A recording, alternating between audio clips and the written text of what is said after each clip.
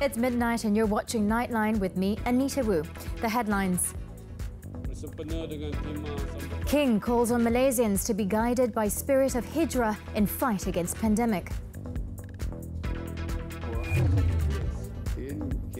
And government to consider relaxing low-risk activities for Phase 1 states.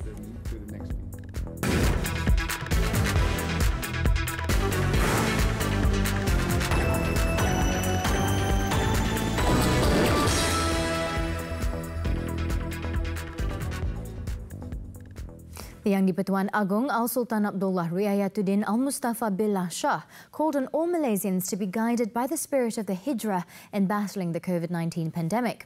In his message in conjunction with Ma'al Hijrah on Tuesday, His Majesty urged Malaysians to comply with the 4-phase National Recovery Plan, which is a strategy to exit from the clutches of the pandemic. At a hybrid celebration held at the Tuanku Mizan Zainal Abidin Mosque in Putrajaya, Al-Sultan Abdullah said the Hijrah had given clear guidance on the meaning of sacrifice and success. In conjunction with this year's Ma'al Hijrah theme, Manhaj Rabbani Umat Berquality, His Majesty called on Malaysians to rise together to strengthen unity, maintain health and to adhere to the standard operating procedures, SOPs, for the sake of the country. Kita menyuruh seluruh rakyat untuk bekerjasama dalam mematuhi plan pemulihan negara yang merupakan strategi peralihan untuk keluar secara berfasa dari kemulut pandemik ini. Beta berkeyakinan negara pasti akan berjaya keluar dari apa juga kemulut yang melanda jika kita semua terus berpadu tenaga dan mengamalkan sifat-sifat terpuji baginda Nabi Muhammad SAW. His Majesty said that among the noble qualities of the Prophet Muhammad, peace be upon him, that should be emulated is to be truthful in all words and deeds, honest, trustworthy, and also wise in conveying the message. The Sirah of the Prophet Muhammad clearly demonstrates that he was a highly ethical leader with noble traits, encompassing integrity, honesty, and trust, that he was given the title of Al-Amin. In terms of administration and decision-making, the Prophet Muhammad, peace be upon him, practiced an open attitude and always listened to the thoughts of the people through the concept of shura or consultation. Tan Sri Muhyiddin Yassin has expressed hope that the arrival of the Islamic New Year would endow Muslims with faith and patience to continue their efforts in the fight against COVID-19. The Prime Minister also hopes that the Ma'al Hijrah celebration could continue to be appreciated and enlivened by Muslims in the country, even though everyone is still in the midst of the COVID-19 pandemic battle. Saya berharap agar seluruh umat Islam dan rakyat akan bersama-sama menghayati tema sambutan pada tahun ini. Mari kita memperbetulkan niat, tekad dan usaha kita untuk memperbaiki diri dan amalan dalam kehidupan seharian kita. The Prime Minister said this when delivering his speech at the national level Ma'al Hijrah celebration at the Tuanku Mizan Zainal Abidin Mosque in Putrajaya. He said the Ma'al Hijrah celebration was a reflection of the government's commitment so that the Islamic faith would continue to be preserved and dignified in line with its position as the highly revered religion of the Federation. The government says it is aware that the people's mental health needs to be protected. Hence, for those under Phase 1 of the National Recovery Plan, NRP, low-risk activities might be considered for them. At a virtual media conference, Senior Minister for Security, Datuk Sri Hishamuddin Tun Hussein, said the matter needed the views of health experts. A heads up, we are also looking that even for KL, Selangor and parts of Negeri Sembilan, Phase 1, we are also looking at relaxation by virtue of mental health for sectors that are not risky. Jadi benda-benda macam gini kita nak fikirkan, and I'm getting feedback whether you want to do cycling, would that be okay or not? The question about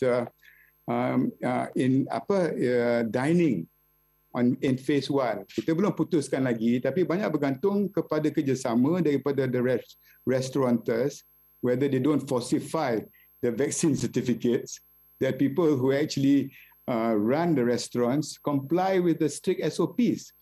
Jadi ini banyak bergantung kepada disiplin of those in KL and Selangor. If you can reduce the numbers if we can increase the vaccination and we can reduce the strain on the hospitals, then I think we can move on to phase 2 and they will have the same relaxation as fasa 2, 3 dan 4. But even if we are still stuck in phase 1 on the issue of mental health, we can look at some safe activities like going to the park or looking at pasar-pasar malam yang open air. These are things that we are considering kelonggaran, but I cannot announce it yet because I will have to take the feedback from the health experts and whatnot. That would be the answer to everybody in KL, Selangor, Negeri Sembilan. On another note, Datuk Sri Hishamuddin said that due to possible risks that may emerge once the easing of more socio-economic aspects come into effect, those aged 18 and above who are fully vaccinated will not be allowed to cross district and state lines to meet their parents just yet. Satu persoalan yang bukan mudah untuk kita putuskan. Tetapi bila kita lihat kepada risikonya untuk membenarkan mereka yang bujang ni dibenarkan merentasi negeri, jumlahnya begitu besar. He added that the decision to allow parents to visit their children aged 18 and below was done more as a means to protect the mental health of the involved groups. Malaysia's trade has exceeded the value of 1 trillion ringgit as of last June. It was the fastest period ever recorded despite the COVID-19 pandemic challenges. According to the Malaysia External Trade Development Corporation, MATRADE, the simulating performance was driven by the global economic recovery and increasing external demand. Kekuatan Malaysia dapat dilihat dari kelebihan pengeksport seperti pertamanya kualiti produk yang dibekalkan menepati standard dan piawaian antarabangsa. Keduanya, pengeksport Malaysia ini bersikap lebih fleksibel dalam menangani pelbagai jenis pesanan import. Contoh yang dapat saya berikan sini adalah ramai pengeksport tidak mengenakan pesanan minimum ataupun minimum order daripada pembeli asing berbanding kebanyakan pengeksport dari negara lain. He said the increase in exports could be seen especially in electrical and electronic products, rubber products, metal manufactured products, petroleum, as well as palm oil and palm oil-based agriculture products. It also encourages the companies involved to employ more local employees to support the high demand for orders. Malaysia is also a main option in the global supply chain because it has an extensive international network and modern infrastructure with the latest technology. The relaxation of SOPs could bring about positive attributes for foreign direct inflows. According to Bank Islam Malaysia Chief Economist Dr. Muhammad Afzanizam Abdul Rashid, this is because Malaysia has a lot to offer to foreign countries. The recent announcement by the Prime Minister suggests that the importance of the vaccination program, given it is a prerequisite for the reopening of the economy. The reopening of the economy itself would mean business operation will be normalized and the extent of the backlog of orders could be significantly reduced, and it could offer a better experience when dealing with the international clients, given the openness of our economy. Over time, this could be a positive attribute for FDI inflows, as Malaysia as a country has a lot to offer to the foreign investors. The businesses are well integrated with the global supply chain. The country has a decent infrastructure, especially in areas related to logistics and economic policies that are more pro-business. So in a nutshell, I think the recent measures to relax the certain requirements under the MCO, given the high number of vaccination program, could pave the way for more lively economic activities that could essentially promote confidence among the businesses, among the investors at large. The green light for tourism activities within each state involving homestays and hotels for individuals who have been fully vaccinated under Phase 2 and the subsequent phases of the National Recovery Plan NRP can benefit the tourism industry. The Tourism, Arts and Culture Minister, Datuk Sri Nancy Shukri, said homestays and hotel operators must ensure those entering their premises must show their COVID-19 vaccination digital certificate stating that they have been fully vaccinated. Pada kali ini, sama-samalah kita mematuhi SOP-nya, menjadi pelancong yang bertanggungjawab dan mereka yang menjalankan perniagaan di hotel, di homestay juga perlu mematuhinya. Sama-sama kita mengingatkan diri bagi kita, insyaAllah kita dapat menjayakan tagline kita, Coming Stronger in Recovery. She said her ministry saw the announcement of the relaxation by Prime Minister Tan Sri Muhyiddin Yassin on Sunday as an early measure which could give relief to industry players affected following the closure of the sector prior to this. According to the ministry, the relaxation could also indirectly enhance the confidence of members of the public who had received full vaccination to support domestic tourism. No decision has yet been made on walk-in vaccinations for pregnant women who have yet to receive their COVID-19 inoculation date. However, Deputy Health Minister Dr. Nur Azmi Ghazali said pregnant women would still be given priority under the COVID-19 National Immunisation Programme as they are among the high-risk group for COVID-19 infection. Speaking to reporters after visiting 2 public vaccination centres in Gri and Lenggong, Perak on Monday, Dr. Nur Azmi said, so far the government wants to complete vaccination for those aged 60 years and above. For pregnant women, they will be handled by the Mother and Child Clinic, which will set vaccination dates for them. He said it was a good suggestion to allow pregnant women who have yet to receive their vaccine to walk in, and the matter would be discussed further. Kita belum buat pengumuman, tapi saya rasa itu satu cadangan yang baik untuk dibawa ke atas supaya ibu mengandung dikenal pasti daripada 14 minggu hingga 33 minggu diberikan suntikan secepat mungkin. Home Minister Datuk Sri Hamzah Zainuddin has ordered the police to probe allegations by several Pakatan Harapan MPs that they were offered a bribe via text message. In a statement on Monday, he said owing to allegations by several Pakatan Harapan MPs who had received messages with corrupt elements via WhatsApp, he has ordered the police to commence a detailed and thorough investigation on all the police reports lodged. He said the Home Ministry will ensure stern action without compromise be taken against any party who's proven to have committed a criminal offence. And that includes parties who lodge fake and defamatory police reports. In other news, the Malaysian Anti-Corruption Commission, MACC, has met with 3 DAP lawmakers over claims that they had been offered money and other incentives in exchange for their support for the government. The MACC, in a statement on Monday, said it viewed such allegations seriously. The statement, however, did not identify the MPs concerned. The MACC said it had yet to identify the owners of the telephone numbers from which the WhatsApp messages with elements of corruption were allegedly sent to the MPs. However, it assured that the MACC would continue with its investigations and expressed hope that the people would not speculate on the issue. Among those reported to have received the messages were Ipoh Barat MP M. Kulasegaran, Kota Melaka MP Ku Puai Tiong and Bandar Kuching MP Dr. Calvin Yee. Still to come on Nightline, almost 3 million housewives to enjoy protection under new SOXO scheme. Stay tuned.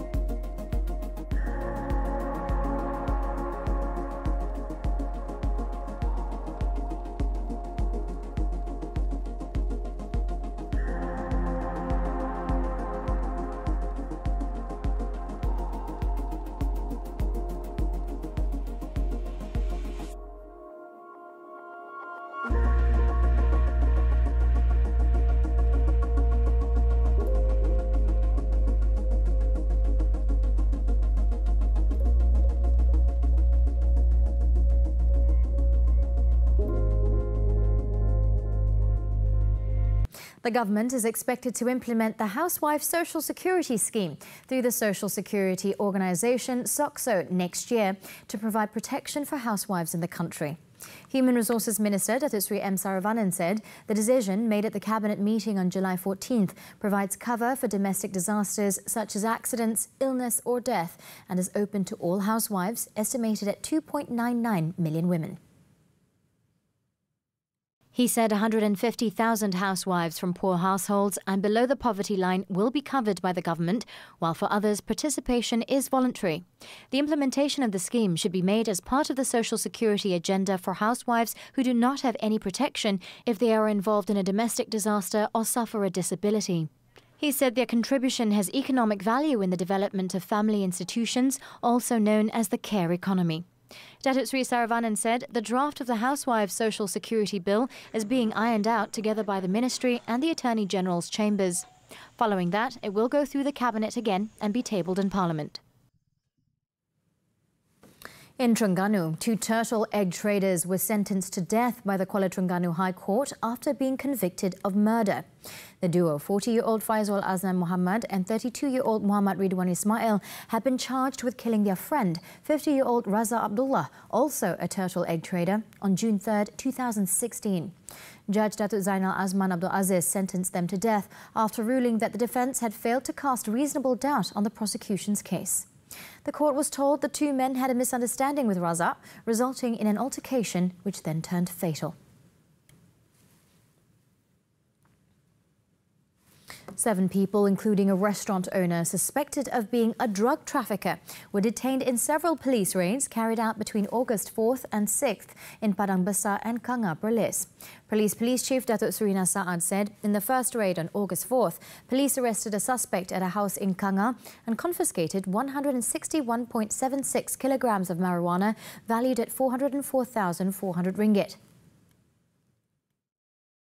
Suspek yang terlibat ni akan pergi ambil barang tu dan dibawa ke sementara ke rumah yang sewaan mereka lah. Dan di situ mereka akan pecah-pecahkan untuk diedarkan ke mana dan kepada siapa.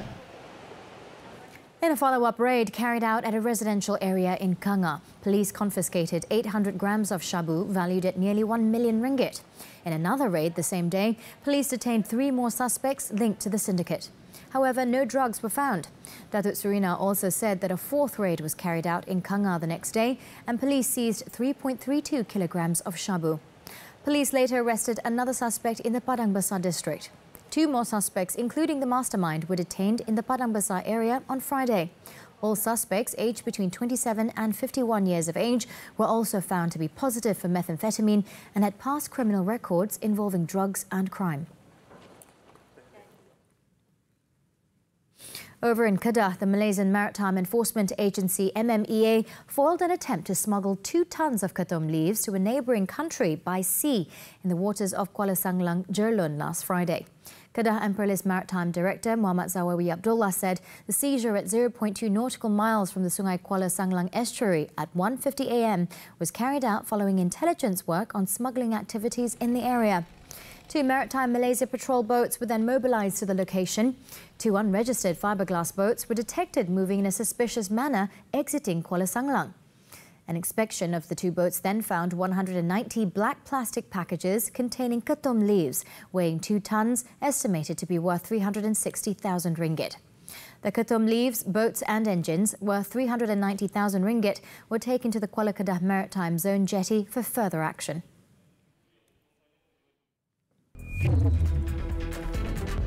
We're going for a short break, but when we return, bombshell UN climate change report shows global warming accelerating. Don't go away.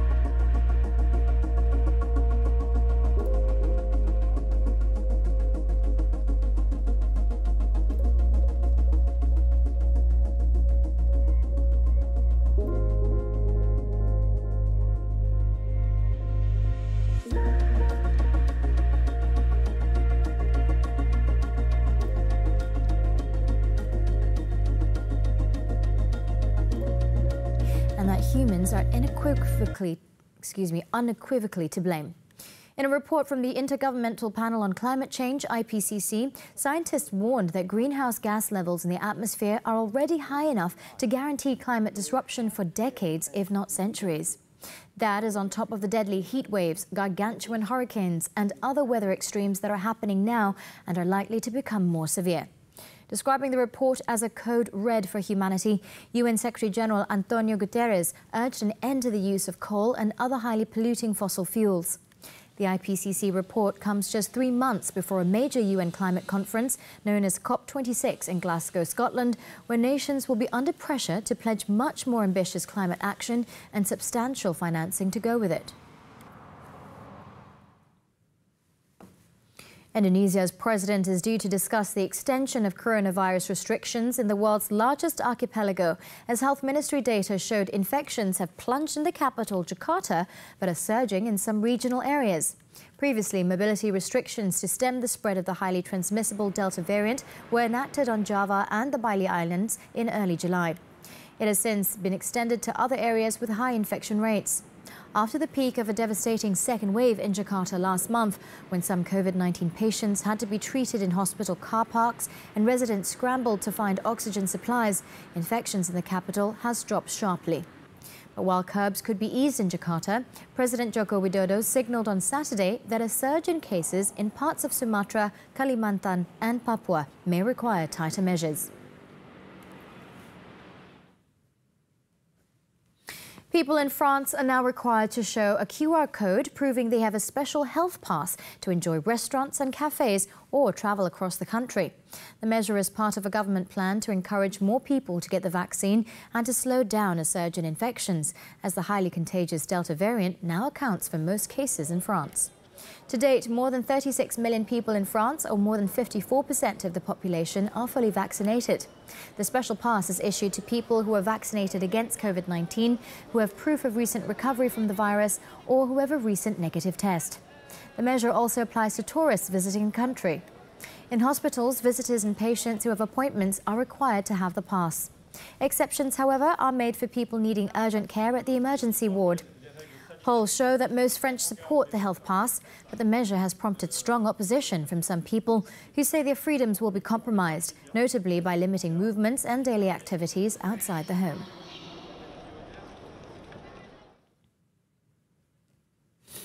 Under pressure from businesses and public sectors facing a worker shortage that policymakers fear will fuel inflation. New Zealand Prime Minister Jacinda Ardern is due to unveil plans this week to reopen the country's borders. Ardern garnered global praise for containing local transmission of COVID-19 via an elimination strategy, imposing tough lockdowns and slamming New Zealand's international border shut in March 2020. However, that tactic is now straining an economy heavily reliant on an immigrant workforce, leading to higher costs and lower output. The dairy, horticulture, housing, services, health and broader public sector have all reported acute staff shortages and called on the government to raise border blocks. The pressures were visible on Monday when around 1,500 hospital midwives walked off the job, citing overwork due to critical shortages.